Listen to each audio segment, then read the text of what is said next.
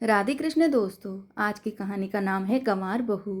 कैसी गंवार बहू लाई हो भाभी? कम से कम हमारे खानदान की इज्जत का तो ख्याल रखती। यह तो हमारी सोसाइटी में बैठने लायक भी नहीं। काजल ने अपनी भाभी पूनम से कहा।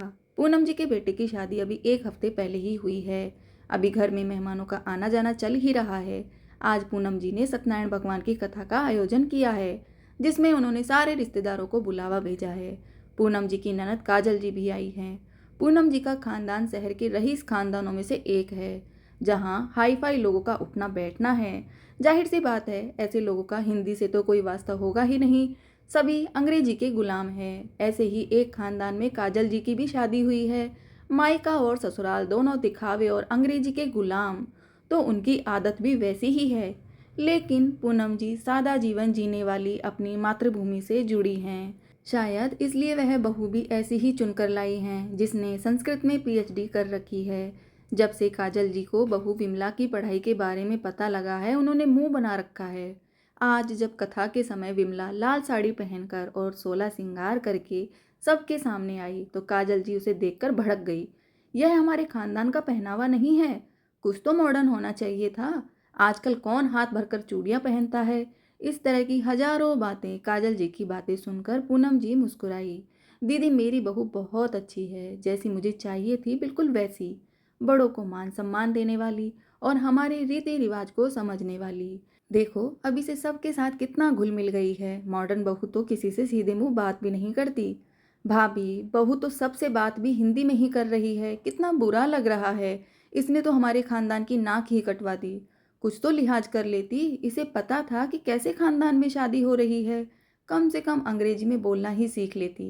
काजल जी फिर बोली, लेकिन बुआ जी, अंग्रेजी में बात करने से बोली में मिठास नहीं आती। नई बहू विमला अंग्रेजी में बोली तो काजल जी चौंक गई। तुम्हें अंग्रेजी बोलनी आती है? तो इतनी देर से अंग्रेजी में बात क्यों नहीं कर रही थी? मैंने सोचा तुमने संस्कृत पढ़ी है तो तुम्हें अंग्रेजी नहीं आती होगी। काजल जी खुश होते हुए बोली, क्योंकि मुझे अपनी मातृभाषा में बात करना अच्छा लगता है। हमारी मातृभाषा है ही इतनी खास। अंग्रेजी में वो मिठास, वो प्यार कहाँ? विमला ने प्यार से कहा, जैसे हिंदी के प्यार में खो गई हो। अच्छा, ऐसा क्या खास है तुम्हारी हिंदी में जो हमें नहीं पता? हम सबको भी बताओ तो हम तुम्हारी बात माने। काजल जी बोली, आप मेरी कौन लगती हैं? बुआ लगती हूँ। भाभी, लगता है तुम्हारी बहू पागल हो गई है। काजल जी झुंझलाई, अगर मैं आपसे अंग्रेजी में बात करूंगी तो आपको क्या कहकर संबोधित करूंगी? आंटी, और क्या? और ये जो चाची मामी हैं, इनको इनको क्या बोलूंगी? अरे, इन्हें भी आंटी ही बोलोगी और क्या। यही तो बुआ जी, हिंदी में हर रिश्ता अलग बना है। हर रिश्ते का अपना एक शब्द है, उस शब्द की अपनी अलग भावनाएं और प्यार है। और अंग्रेजी में हर रिश्ता केवल एक ही शब्द से जुड़ा है, आंटी, जिसमें ना कोई प्यार और ना कोई भावना। जैसे किसी ने शब्दों का डंडा मार दिया हो। ऐसे ही खास है हमारी हिंदी। यही प्यार और यही भावना हमारी हिंदी को खास बनाती हैं। हमारी हिंदी में अंग्रेजी भाषा की तरह रूखापन नहीं है। मम्मी जी, अंग्रेजी में आपको भी सिस्टर इन लॉ बोलती हैं और चाची जी को भी। अगर दोनों एक साथ खड़े हो तो कितना भ्रम होता है कि वह किससे बात कर रही हैं, अपनी ननद से या अपनी देवरानी से। इसलिए मुझे अंग्रेजी आते हुए भी अपनी मातृभाषा हिंदी से प्यार है। इसलिए मैंने संस्कृत में पीएचडी की है, क्योंकि मेरी हिंदी की बात है ही कुछ खास, जो इसे सभी भाषाओं में खास बनाती है।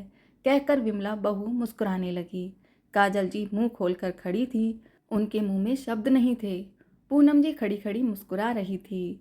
देखा दीदी, मैंने कहा था ना, मेरी बहू बहुत प्यारी है, क्योंकि मेरी बहू में बात है ही कुछ खास। इतना कहकर पूनम जी ताली बजाने लगी। वहाँ बैठे सब लोग विमला के लिए ताली बजा रहे थे। उसने हिंदी की खासियत को इतने सरल शब्दों में बता दिया था कि कोई सोच भी नहीं सकता था। तालियों की आवाज़ से काजल जी होश में आई। उन्होंने विमला को गले से लगा लिया। मुझे माफ़ करना बहू, मैंने तुम्हें और अपनी मातृभाषा को गलत समझा। मैं अब तक दिखावे की दुनिया में जी रही थी। तूने मुझे भावनाओं की भाषा समझा दी। विमला भी बुआ जी के गले लगकर खुश थी कि वह अपनी बात समझाने में सफल हुई थी।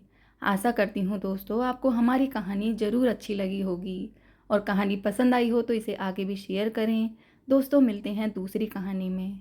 धन्यवाद दोस्तों। जय श्री राधे कृष्ण दोस्तों।